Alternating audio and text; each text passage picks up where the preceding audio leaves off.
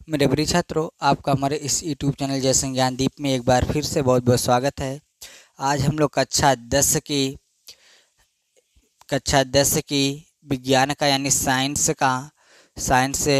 के बारे में पढ़ेंगे, जिसमें देखिए साइंस को 3 भागों में डिवाइड किया गया है। साइंस को 3 भागों में डिवाइड किया गया है।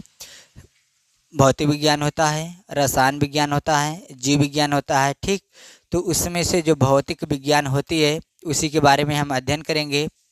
तो सबसे पहले देखिए, अभी तक तो कक्षा 8 तक मैंने सिर्फ विज्ञान पढ़ा था। उसी विज्ञान में ही क्या होते हैं कि तीनों विज्ञान मिल जाते थे, कंबाइन करके एक ही में मिक्स थे।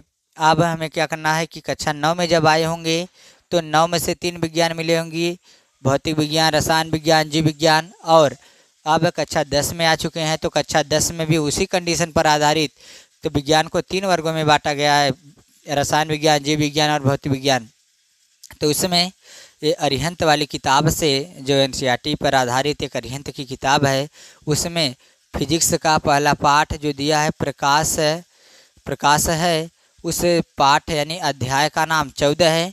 14वें अध्याय में समतल पृष्ठों पर देखिए जो दिया है कि समतल पृष्ठ पर प्रकाश का परावर्तन, यानी अंग्रेजी में बोलते हैं रिफ्लेक्शन। क्या बोलते हैं? Reflection of light on plane surface. ठीक, यानी कि प्रकाश का समतल पृष्ठ पे परावर्तन कैसे होता है उसके बारे में हम पढ़ेंगे।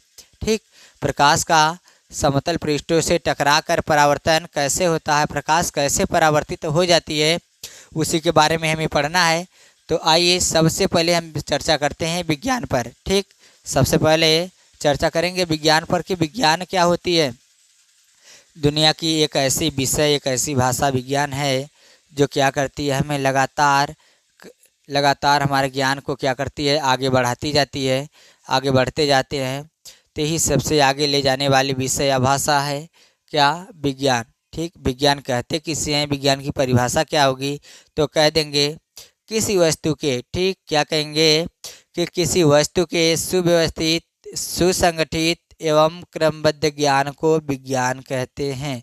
ठीक, क्या बोले हैं कि किसी वस्तु के सुव्यवस्थित, सुसंगठित एवं क्रमबद्ध ज्ञान को विज्ञान कहते हैं। ठीक, सुव्यवस्थित का मतलब किसी वस्तु का मतलब किसी भी वस्तु में हो सकती है। क्या हो सकती है कि सुव्यवस्थित यानी सुंदर व्यवस्था हो। ठीक, और सुसंगठित सुंदर संगठन हो, और क्रमबद्ध ज्ञान को विज्ञान कहते हैं। ठीक, हम उसमें कौन सा ज्ञान मिलता है? जो ज्ञान मिलता है वो क्रम से क्या होता है, धीरे धीरे बढ़ता जाता, कभी कम नहीं होता। तो उसी को हम क्या कहते हैं, विज्ञान कहते हैं। और विज्ञान को मुख्य रूप से कितने वर्गों में बांटा गया है? विज्ञान को मुख्य रूप से 3 वर्गों में बांटा गया है। कौन कौन? पहला होता है भौतिक विज्ञान, जिसे अंग्रेजी में फिजिक्स कहते हैं। ठीक, पहला कौन होता है? पहला होता है भौतिक विज्ञान। पहला होता है भौतिक विज्ञान, जिसे अंग्रेजी में फिजिक्स कहते हैं। दूसरा रसायन विज्ञान,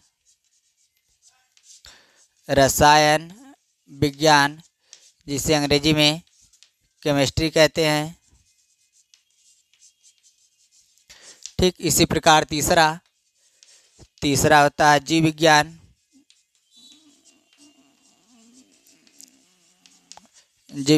जिसे अंग्रेजी में बायोलॉजी कहते हैं। ठीक, विज्ञान को मुख्य रूप से 3 वर्गों में बांटा गया है, जिसे पहला भाग होता है भौतिक विज्ञान, जिसे अंग्रेजी में फिजिक्स कहते हैं, और दूसरा रसायन विज्ञान, जिसे अंग्रेजी में केमिस्ट्री कहते हैं, और तीसरा होता है जीव विज्ञान, जिसे अंग्रेजी में बायोलॉजी कहते हैं। तो इसमें सबसे पहले हम देखेंगे फिजिक्स यानी कि भौतिक विज्ञान, जो कि पेपर में प्रश्न है 100 नंबर का बनता है। ठीक, उस 100 नंबर में 30 नंबर प्रैक्टिकल से मिल जाता है।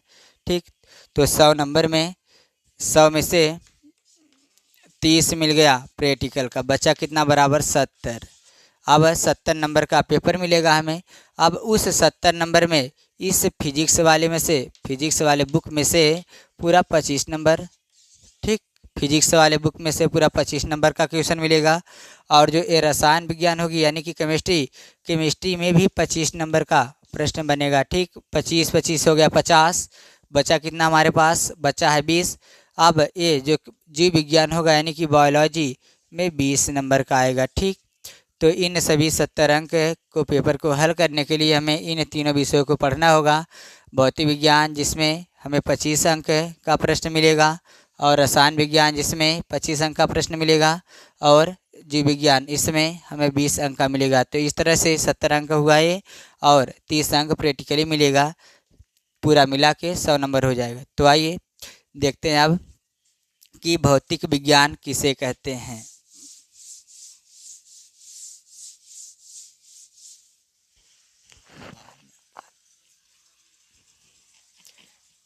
आइए आप देखते हैं कि भौतिक विज्ञान किसे कहते हैं। हेडिंग डालेंगे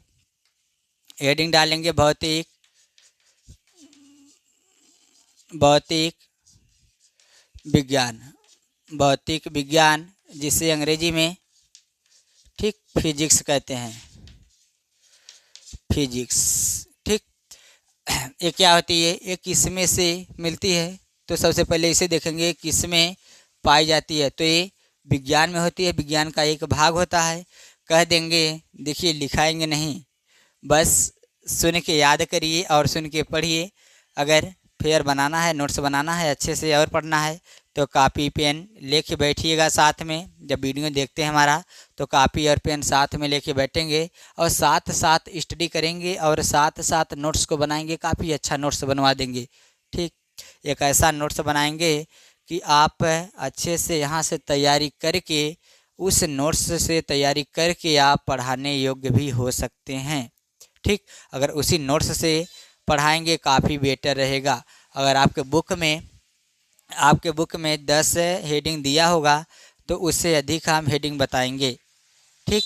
प्रकाश से संबंधित ये पाठ है, प्रकाश में ऐसा कोई हेडिंग नहीं बचेगा कि हम नहीं पढ़ेंगे। अभी तो शुरुआत कर रहे हैं फिजिक्स की, भौतिक विज्ञान की, आगे क्या क्या होगा देखा जाएगा। चलिए, तो भौतिक विज्ञान किसे कहते हैं, कहेंगे कि भौतिक विज्ञान की वह शाखा है।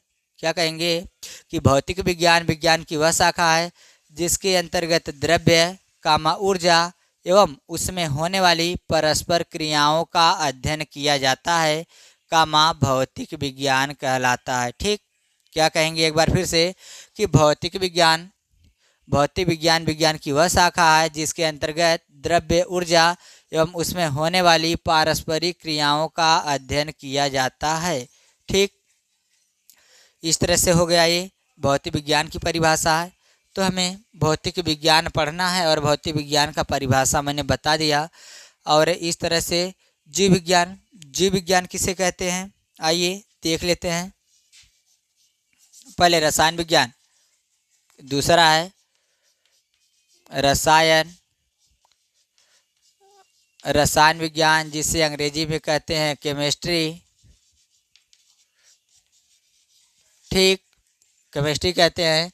तो रसायन विज्ञान की परिभाषा कैसे हुई, सेम टू सेम वही प्रक्रिया। रसायन विज्ञान में क्या होता है कि अभिक्रिया कराई जाती है। क्या कराई जाती है, अभिक्रिया कराई जाती है।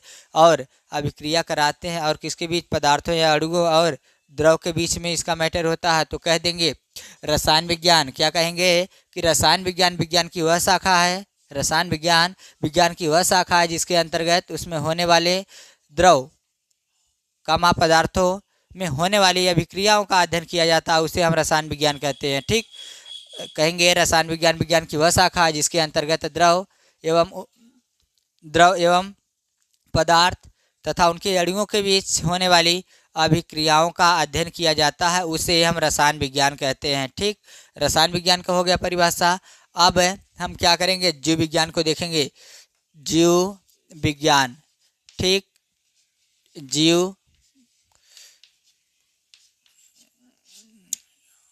जीव विज्ञान जिसे अंग्रेजी में बायोलॉजी कहते हैं, ठीक।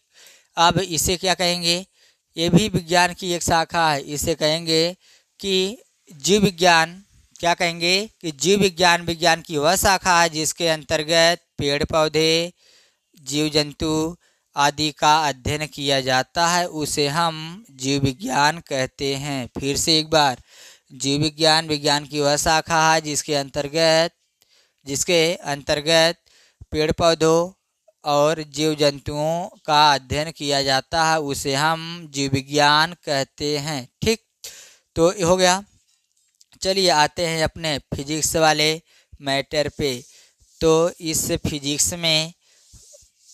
फिजिक्स का फर्स्ट पार्ट यानी पहला पार्ट और विज्ञान की भाषा में विज्ञान का 14वां अध्याय है, जो कि दिया है समतल पृष्ठों पर प्रकाश का परावर्तन, अंग्रेजी reflection of light on plane surface. ठीक, इसमें पहली हेडिंग हम डाल लेंगे प्रकाश। पहली हेडिंग क्या है, क्या भैया? पहली हेडिंग प्रकाश, जिसे अंग्रेजी में लाइट कहते हैं, LIGHT। ठीक, लाइट कहते हैं। तो प्रकाश क्या होता है? प्रकाश के बिना जीवन व्यर्थ है, जीवन अंधकार है। ठीक, बिना प्रकाश के कुछ होने वाला नहीं है। ठीक, जैसे ही सुबह में प्रकाश मिलता है तो सुबह होती है, तो पूरी दुनिया, हम नहीं पूरी दुनिया क्या करती है? उसी प्रकाश से उजागर होती है और अपना अपना काम धंधे में क्या हो जाती है? व्यस्त हो जाती है। दो पैसे कमाने खाने के लिए निकल पड़ते हैं। कब? जब सूर्य उदय होता है, सुबह होती है। ठीक, तो सबसे अच्छा 24 घंटा में सबसे अच्छा मानसून हमें कब मिलता है? सुबह में, जब सूर्य निकलता है, जब मॉर्निंग होती है, तभी देखेंगे कि सुबह सुबह लोग, जैसे ही मॉर्निंग होगी, सुबह सुबह की पहली किरण जब निकलती है, तो उस किरण को लेने के लिए क्या करते हैं? मॉर्निंग वॉक करते हैं, रनिंग करते हैं। ठीक, तो आइए देखते हैं प्रकाश क्या है। प्रकाश की परिभाषा क्या होगी? तो हम कह सकते हैं कि प्रकाश एक प्रकार की ऊर्जा है। क्या है? प्रकाश एक प्रकार की ऊर्जा है जिसकी सहायता से हम वस्तुओं को देख सकते हैं। ठीक, कह देंगे कि प्रकाश एक प्रकार की ऊर्जा है जिसकी सहायता से हम वस्तुओं को देख सकते हैं। ठीक, अगर हमें अंधकार में है, रात्रि में हमें कोई वस्तु लेनी है। ठीक है, मान लीजिए कि यहाँ पर रात्रि है, रात्रि में एक किताब है। क्या है?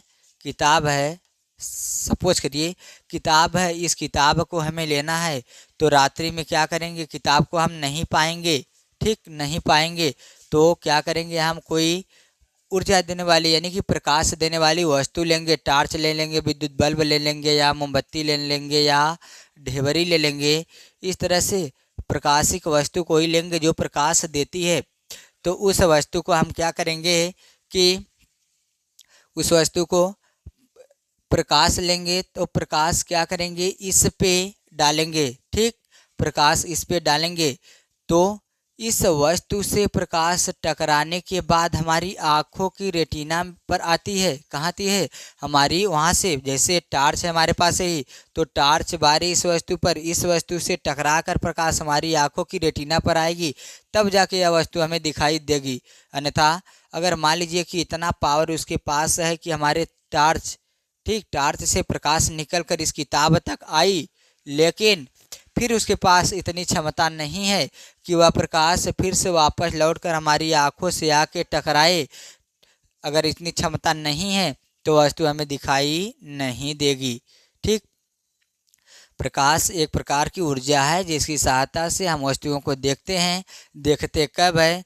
कि जिस वस्तु से हम प्रकाश लेते हैं और जिस वस्तु को हमें देखना होता है उस वस्तु पर प्रकाश को डालते हैं, प्रकाश आपतित होती है उस पर, और आपतित होने के बाद उस पर टकराती है, टकराने के बाद परावर्तित होकर हमारी आँखों की रेटिना पर आती है।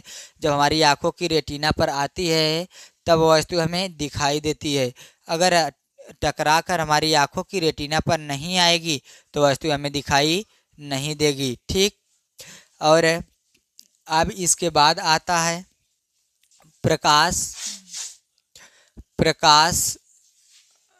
स्रोत।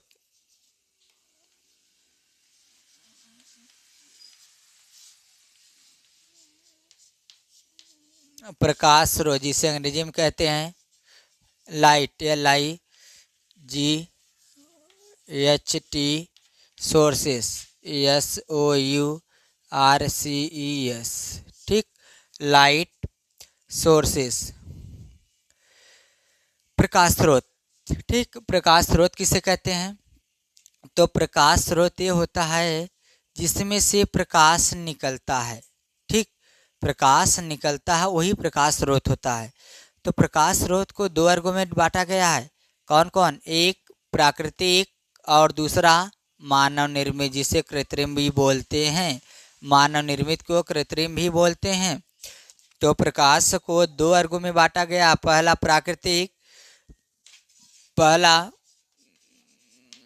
प्राकृतिक, दूसरा कृत्रिम, ठीक। प्राकृतिक में क्या होते हैं? जो अपने आप बने हैं अपने से, जैसे सूर्य हुआ, तारे हुए आदि और होंगे। सूर्य और तारे क्या हैं? प्राकृतिक प्रकाश स्रोत हैं। और जो कृत्रिम होते हैं, जैसे लाइट हुआ, ठीक, विद्युत बल्ब हुआ, LED बल्ब हुआ, या फिर मोमबत्ती हुई, ढिबरी हुई, यानी कि जो मानव द्वारा बनाए गए हैं। इस कृत्रिम को हम मानव द्वारा बनाए गए वस्तु कहेंगे, ठीक। प्राकृतिक में कौन कौन आते हैं? सूर्य आते हैं, तारे आते हैं। प्राकृतिक में सूर्य व तारे आदि, सूर्य, तारे आदि। और मानव निर्मित यानी कि कृत्रिम में विद्युत बल्ब और लालटेन,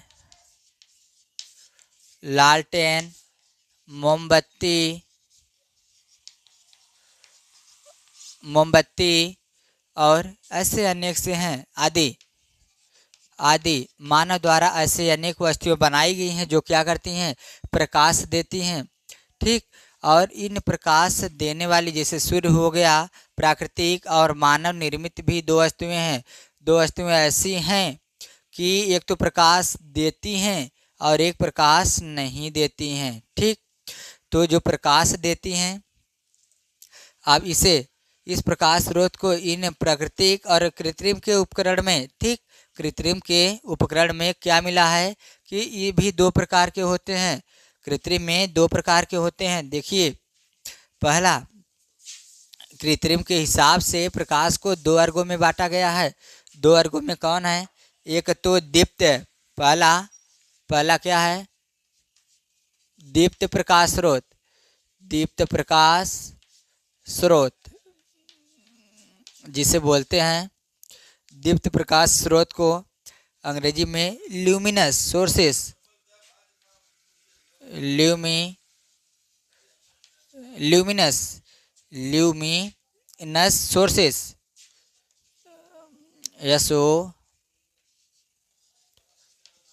सोर्सेस, SOU, ठीक। सोर्सेस, ल्यूमिनस यानी दीप्त प्रकाश स्रोत क्या होता है? दीप्त होता है। और दूसरा अदीप्त, ठीक, अदीप्त प्रकाश स्रोत, इसकी अंग्रेजी नॉन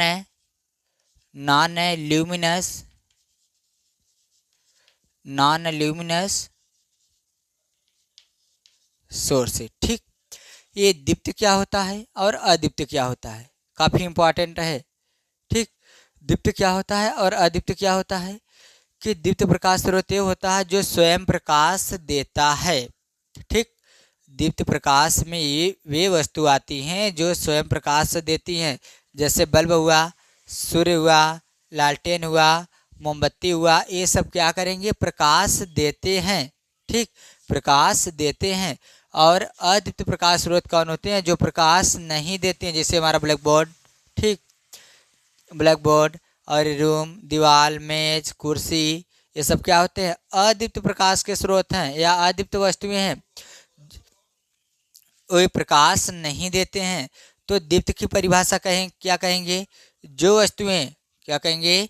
कि जो वस्तुएं स्वतः प्रकाश का उत्सर्जन करती हैं, जो वस्तुएं स्वतः प्रकाश का उत्सर्जन करती हैं उसे दीप्त प्रकाश स्रोत कहते हैं। फिर से एक बार, जो वस्तुएं स्वतः प्रकाश का उत्सर्जन करती हैं उन्हें दीप्त प्रकाश स्रोत कहते हैं। ठीक, जैसे जैसे सूर्य हो गया, तारे हो गए, बल्ब हो गया, ठीक, लालटेन हो गया,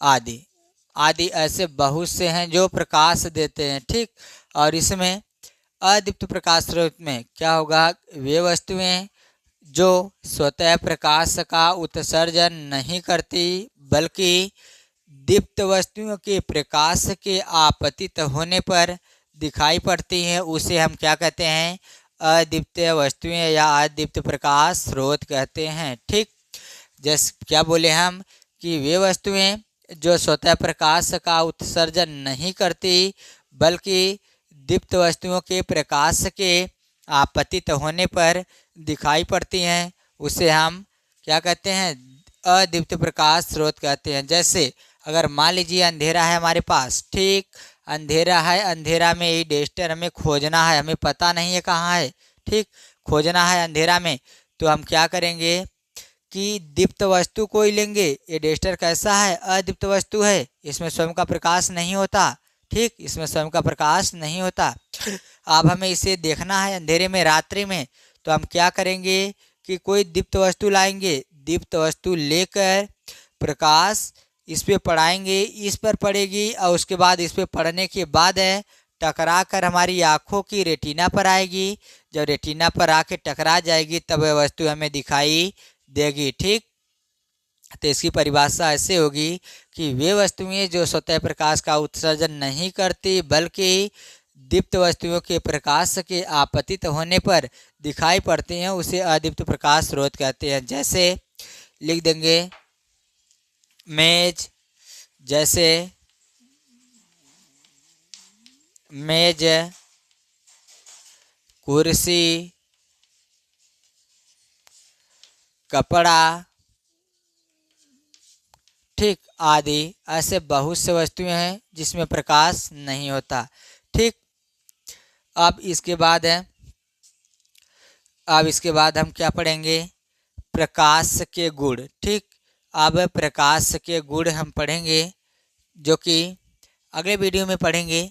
प्रकाश के गुण की प्रकाश में कौन कौन सा गुण पाया जाता है, प्रकाश कैसे माध्यम में चलती है, प्रकाश कहाँ जा सकती है कहाँ नहीं जाती है, और प्रकाश की चाल निर्वात में कितनी होती है, तो किसी कांच में या पानी में कैसे होती है। ठीक, ये सब इसके बारे में हम विस्तार पूर्वक पढ़ेंगे। तब तक इतना जितना इस वीडियो में पढ़ाए हैं, अगले वीडियो का इंतज़ार करते हुए क्या करेंगे, इसको हम पूरे को तैयार कर लेंगे।